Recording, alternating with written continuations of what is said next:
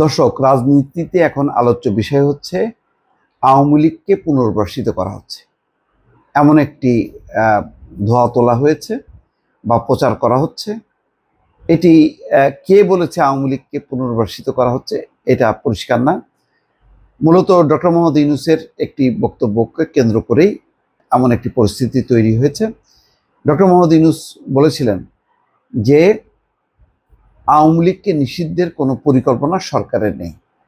তারপর পরই হাসনাত আবদুল্লাহ একটি স্ট্যাটাস দেয়, সেখানে বলেছে যে আওয়ামী লীগকে মানে রিফাইন করা হচ্ছে, অর্থাৎ পুনর্গঠন করা হচ্ছে এবং পুনর্গঠিত আওয়ামী লীগ নির্বাচনে অংশ নেবে এবং তাদেরকে আসন সমঝোতার ভাগাভাগির একটি প্রস্তাব দেয়, কিন্তু সেটা প্রত্যাখ্যান করে চলে এসছে।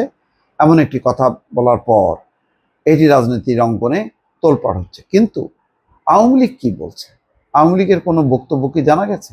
না দর্শক, জানা যায়নি। তবে ডয়েচে ভেলে একটা অডিও বার্তা প্রচার করেছে মোহাম্মদ আরাফাত, সাবেক তথ্য প্রতিমন্ত্রী এবং আওয়ামী লীগের অত্যন্ত ঘনিষ্ঠ, সজীব ওয়াজেদ জয়ের বন্ধু হিসেবে পরিচিত।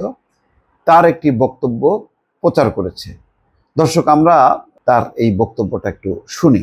আওয়ামী লীগের নেতৃত্ব এখনো বঙ্গবন্ধু কন্যা শেখ হাসিনার হাতে। নেতৃত্ব নিয়ে পুনর্গঠনের কোনো সুযোগ আছে এটা আমি মনে করি না, কোনো সুযোগ নেই। আওয়ামী লীগকে নিষিদ্ধ করার কোনো শক্তি নেই বাংলাদেশে। যে দেশ জন্ম দেয় তাকে নিষিদ্ধ করা যায় না। দর্শক, শুনলেন যে আওয়ামী লীগ যে অবস্থায় থাকুক না কেন, তারা দৃঢ়ভাবে বিশ্বাস করে শেখ হাসিনাই তাদের নেত্রী এবং শেখ হাসিনার নেতৃত্ব পরিবর্তন হবে না। ইতিমধ্যে কয়েকজনের নাম এসছে, সাবের হোসেন চৌধুরী, সেলিনা হায়াত আইভি, সাবেক স্পিকার শিরিন শারমিন চৌধুরী, এমনকি সোহেল তাজের নামও এসছে ঘুরে ফিরে, যে তাদেরকে দিয়ে আওয়ামী লীগকে পুনর্গঠিত করাতে চায়। কারা করাতে চায়? ভারত। কারা করাতে চায়? পশ্চিমা দেশ এবং সেনাবাহিনীর একটি অংশ, যাতে নির্বাচনটা অংশগ্রহণমূলক হয়। কিন্তু একেবারে পুরোপুরি নাকচ করে দিয়েছে। শুধু তাই না, মোহাম্মদ আরাফাত বলছেন যে তারা ডক্টর মোহাম্মদ ইউনূস যেহেতু পক্ষপাত দুষ্ট, ফলে তার অধীনে নির্বাচনে যাবে না। আর আওয়ামী লীগকে নিষিদ্ধ করার শক্তি কারোর নাই, কেননা আওয়ামী লীগ এই দেশ জন্ম দিয়েছে। যে দল একটা দেশ জন্ম দেয় তারা কোনোদিন নিষিদ্ধ হতে পারে না। যাক, এই কথাগুলো বলছে অত্যন্ত দৃঢ়তার সঙ্গে।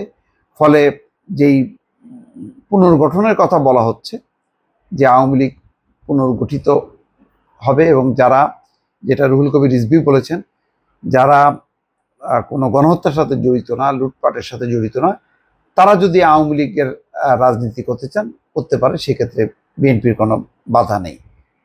তো এই কথা বলছেন সত্য, কিন্তু মোহাম্মদ আরাফাত কিন্তু এটা পুরোটা নাকচ করছেন। বলছেন যে না, আওয়ামী লীগ শেখ হাসিনার নেতৃত্বেই চলবে।